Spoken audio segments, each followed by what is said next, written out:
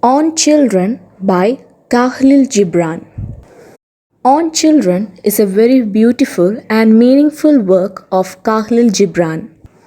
Now, let's get an introduction about the poet. Gibran Khalil Gibran, usually referred to in English as Khalil Gibran. He was a Lebanese American writer, poet, and visual artist. He was also considered as a philosopher, although he himself rejected that title. Khalil Gibran was born on 6th of January 1883 in Bjari, Lebanon. He was best known as the author of the work The Prophet, which was first published in the United States of America in the year 1923 and has since become one of the best-selling books of all time, having been translated to more than 100 languages. In the year 1918, Gibran's book of poems and parables, titled The Mad Man, was published. In the year 1923, Alfred Knopf, who was Gibran's publisher, published Gibran's most famous work, The Prophet. The biblically inspired work, The Prophet, was especially popular in 1960s. Later, on 1931, 10th of April, Gibran died of liver cirrhosis in New York. The poem On Children is an excerpt taken from Gibran's famous work, The Prophet. His work, The Prophet, includes 26 sermons, and it deals with different topics like love, marriage, children, houses, laws, etc. All these sermons or moral teachings are given by a person named Al-Mustafa. He is the one who speaks in the poem. The name Al-Mustafa means the chosen one. It was even believed that he possessed spiritual knowledge and divine characteristics, so he was considered as the perfect one to speak of all these moral teachings. Each of these 26 sermons were written as the reply given by Al-Mustafa to the people who requested him to speak about that particular topic. The poem On Children is also a reply that is given by Al-Mustafa. A mother approaches the Prophet to know about his perspectives on children. So, this poem was written as a reply given to that mother. On Children is a critique of usual expectation of parents about their children. Through this poem, the Prophet offers to guide parents on the essence of parenting with love, much against the mundane expectations. So now, let's get into the chapter. Your children are not your children. They are the sons and daughters of life's longing for itself. They come through you, but not from you. And though they are with you, yet they belong not to you. As I said earlier, a mother approaches the Prophet and she asks the Prophet about his perspectives on children. He captures the attention in his shocking declaration that your children are not your children. Here the Prophet beautifully comes up with the concept of life's creation and aspiration. In contrary to the accepted notion of parents making claims, the Prophet says that they are just biological means and children do not belong to them. Humans are the product of universe. Parents take credit for giving birth to their children, but parents are only a medium through which life expresses itself. According to the Prophet, parents are just only a medium through which child born. This stanza also symbolizes the possessiveness that parents often exhibit regarding their children. So here the Prophet says that your children are not your children, you are their parents. You gave birth to them, but it doesn't mean that they belong to you. Parents are just a biological medium through which a child born. You may give them your love, but not your thoughts, for they have their own thoughts. You may house their bodies, but not their souls, for their souls dwell in the house of tomorrow. which you cannot visit, not even in your dreams. You may strive to be like them, but seek not to make them like you, for life goes not backward, nor tarries with yesterday. You may give them your love, but not your thoughts, for they have their own thoughts. From these two lines, the prophet says that parents may give their love to their children, but they should never force their ideas on children. Every child have their own ideas and identity. Every child has the right to choose their own life. The only gift that we can give our children is the gift of love. Children fondly remember the unconditional love that they get from their parents. We need to prepare our children for a better future, for a better life.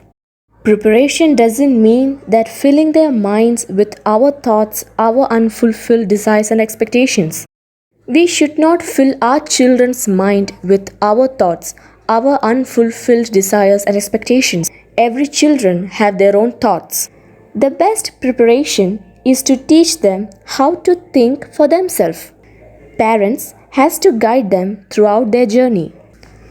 You may house their bodies but not their souls, for their souls dwell in the house of tomorrow, which you cannot visit, not even in your dreams. Here, through these three lines, the prophet says that parents have a biological bond with the children. However, souls of children lies in future which cannot be reached by parents. So here the prophet is advising the parents that they shall not pressurize their children with their own thoughts. Children should not be pressurized with their parents' thoughts and ideas. Till their children attain their future, parents should need to take care of their basic needs. With these three lines, the prophet also means that each of the parents' generation has lived in different environment than their children's generation. So, parents should be confident and they should assure that their children are equipped to deal with the future. Children should live their future just like their parents or better than that. Each generation have to leave the world a little better than they inherited. A better future with a better world. It would be the best gift that the parents can give their children.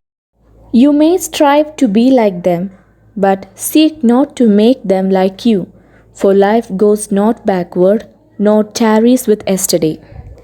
Here, through these three lines, the prophet says that parents are suggested rather to follow the ways of children rather than trying to change the children to be like them. According to the poet, parents should change according to their children. It is not the children who should change, because life keeps moving forward and it never retracts. Children always live in present without having any regrets about their past, having no worries of future, etc. Grown-ups have to follow this attitude. Live our life the best in present. The only thing that we could do is to make every moment of our life precious and memorable. As children has no regrets about their past and no worries about their future, Prophet advises the parents not to change the children. They should change themselves according to their children. You are the bows from which your children, as living arrows, are sent forth. The archer sees the mark upon the path of the infinite, and he bends you with his might, that his arrows may go swift and far. Let your bending in the archer's hand be for gladness, for even as he loves the arrow that flies, so he loves also the bow that is stable. You are the bows from which your children, as living arrows, are sent forth. Here, with these two lines, Gibran beautifully draws an analogy. Here, parents are compared to bows and children as arrows. Here, archer is the God himself. Parents' role is to be a bow that powers their children's journey. which is aimed towards future in which their children lives. The more the bow bends, so as more the bow bends or more it can be stretched, more power will be given to that arrow to pass. The archer sees the mark upon the path of the infinite, and he bends you with his might, that his arrows may go swift and far. So here the parents are compared as bows and children as arrows. The archer God himself set his eyes on target, which is infinite, and sends his arrow swift and far, by bending the bow with his might.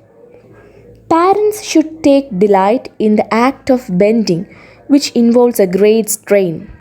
Parents should suffer a lot in order to make their children's future safe and better or clear. Let your bending in the archer's hand be for gladness, for even as he loves the arrow that flies, so he loves also the bow that is stable.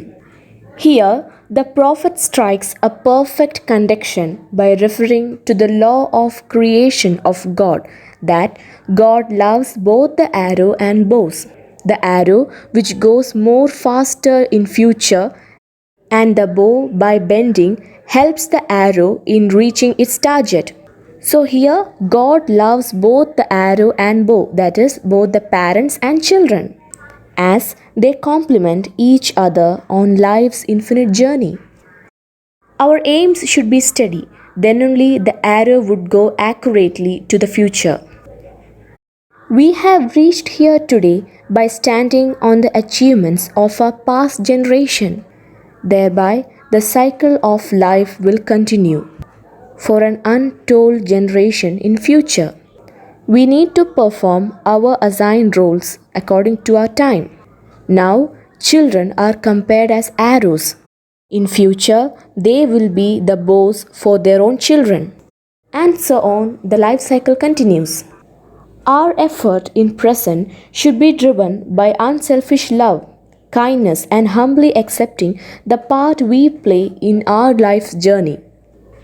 So, throughout the poem, Khalil Gibran stresses the importance of children's individual views and independent ideologies, which is not influenced by their parents. This poem is an advice for parents on parenting. So, that's all about the poem. I hope this video would be helpful for you. Thank you.